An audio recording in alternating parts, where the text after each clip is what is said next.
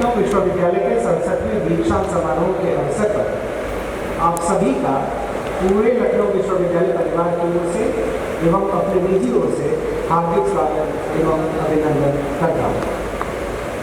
इस शुभ अवसर पर मैं हमारी ममतामयी शक्ति स्वरूपा तथा दया एवं क्षमा की प्रतिमूर्ति लखनऊ विश्वविद्यालय की ओजस्वी कुलाधिपति एवं उत्तर प्रदेश राज्य की माननीय राज्यपाल श्रीमती आनंदीबेन पटेल एवं उनके प्रेरणादायी व्यक्तित्व का हृदय से स्वागत, वंदन एवं अभिनंदन करता हूँ।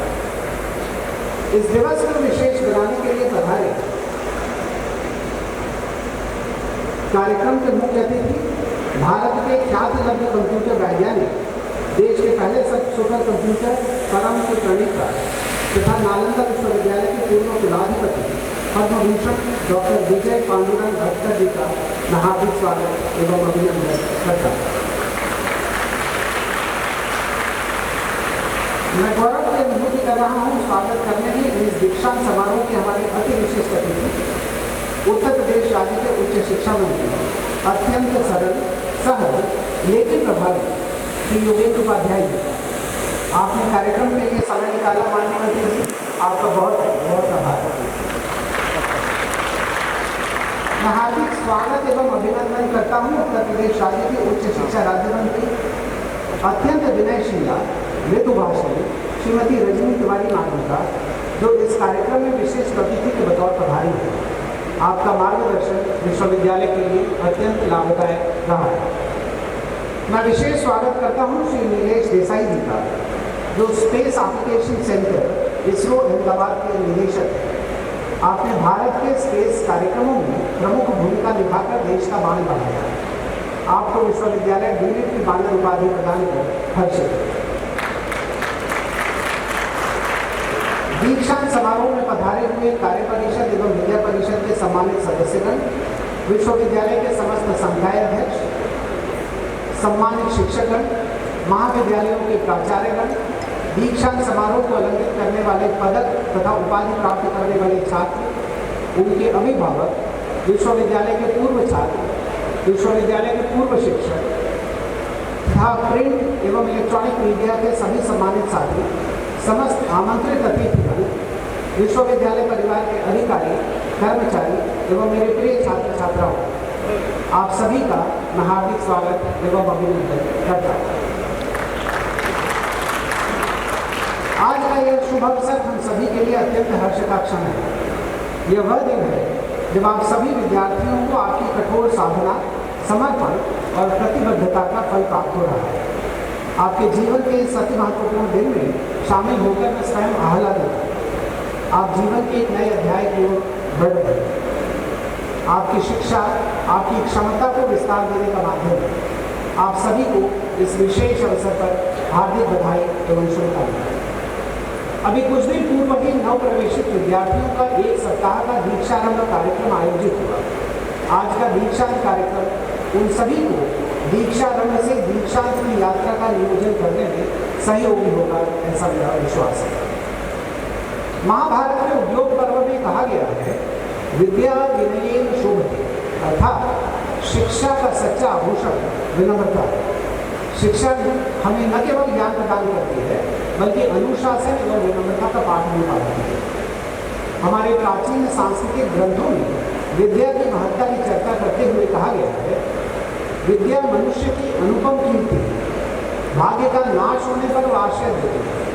विद्या कामधेनु, यह विरह में रति के समान है, यह तीसरा नेत्र है, यह सत्कार का मंदिर है, यह कुल की महिमा है, बिना रत्न का आभूषण है। इसलिए अन्य सभी विषयों को छोड़कर विद्या का अधिकारी है।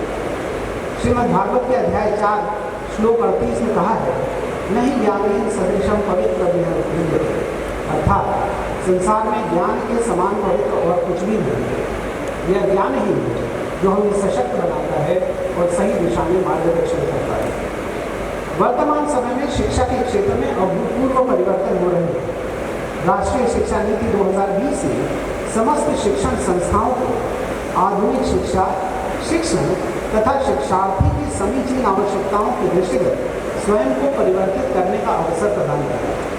मुझे ये कहते हुए आनंद भी है और संतोष है कि संपूर्ण भारतवर्ष में राष्ट्रीय शिक्षा नीति 2020 का सर्वप्रथम अनुपालन करने के कारण लखनऊ विश्वविद्यालय को समय मिला जिससे वह अपनी व्यवस्था तथा छात्रों एवं उनके परिजनों का मानस इन बदलावों की स्वीकृति हेतु तैयार कर सके। मुझे खुशी है कि इस नई नीति को हम अपने विश्वविद्यालय में सफलतापूर्वक लागू कर सके और हमारे विद्यार्थियों को इसका लाभ भी प्राप्त होना प्रारंभ हो गया।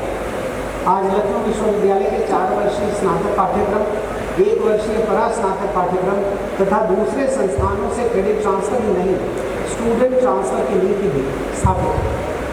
आज का दौर समन्वय और संयोजन का दौर है। विज्ञान, कला, वाणिज्य इत्यादि धाराओं की नदियाँ अब शिक्षा की त्रिवेणी बना रही है। यह त्रिवेणी शिक्षा में संभावनाओं के असीमित द्वार खोल रही है। लखनऊ विश्वविद्यालय ने इस चुनौती को अवसर के रूप में देखा और कई शैक्षिक नवाचार किए। जहाँ एक ओर स्नातक तथा परास्नातक स्तर के ऑनलाइन पाठ्यक्रम प्रारंभ किए गए, part time PhD, part time MTech, executive MBA, business analytics, artificial intelligence और मशीन लर्निंग जैसे आधुनिक एवं व्यावसायिक विषय प्रारंभ किए गए, वहीं योग, ज्योतिर्विज्ञान तथा अभिनव बुद्ध के शैव दर्शन जैसे भारतीय ज्ञान के भंडार से अनमोल रत्नों को खोजने का कार्य भी प्रारंभ किया गया। इसके निमित्त कई विभागों, संस्थाओं एवं संकायों की स्थापना भी की गई। प्रतीचि और प्राची के संगम से निकला अमृत हमारे राष्ट्र और समाज में अपनी भूमिका का सम्यक निर्माण करेगा, ऐसा मेरा विश्वास है। आज विश्वविद्यालय की आधिकारिक व्यवस्था भारत सरकार के समर्थ पोर्टल के माध्यम से ऑनलाइन हो चुकी है। 3.5 लाख से अधिक छात्रों की ABC ID बन चुकी है, जिसके माध्यम से क्रेडिट मैपिंग का कार्य जारी है। आज माननीय के हाथों 1,06,000 से अधिक छात्रों के डिजी लॉकर अकाउंट में मार्कशीट तथा डिग्री ट्रांसफर की जाएगी। लखनऊ विश्वविद्यालय को NAAC में A++ एक्रेडिटेशन, UGC द्वारा कैटेगरी 1 का स्टेटस तथा NIRF 2024 में अखिल भारतीय विश्वविद्यालयों की श्रेणी में शीर्ष 100 में तथा राज्य विश्वविद्यालयों की श्रेणी में अखिल भारतीय स्तर पर 32वां स्थान प्राप्त हुआ। मैं उपाधि प्रदान करने वाले समस्त छात्र छात्राओं से अपेक्षा करता हूँ कि विश्वविद्यालय के आदर्शों से प्रेरणा लेते हुए यहाँ पर निरंतर सृजित विभिन्न विद्याओं तथा विधाओं की उन्नत परंपराओं के अनुरूप ज्ञान की अनंत आभा से स्वयं को प्रकाशमान करें और जहाँ भी रहें उस समाज, संस्था एवं मानव परिवेश में अपनी आभा बिखेरते रहें, उसे कांतिमान करते रहें। आप इसके आधार पर अपनी कल्पना के विश्व का निर्माण करें, जहाँ विश्व के समक्ष उत्पन्न हो रही चुनौतियों का समाधान हो सके।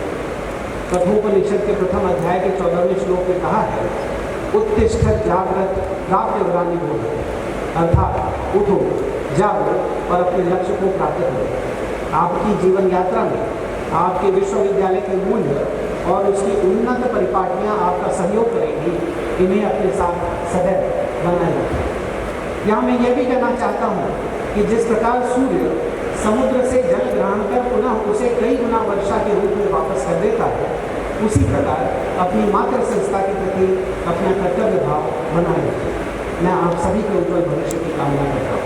धन्यवाद। जय हिंद।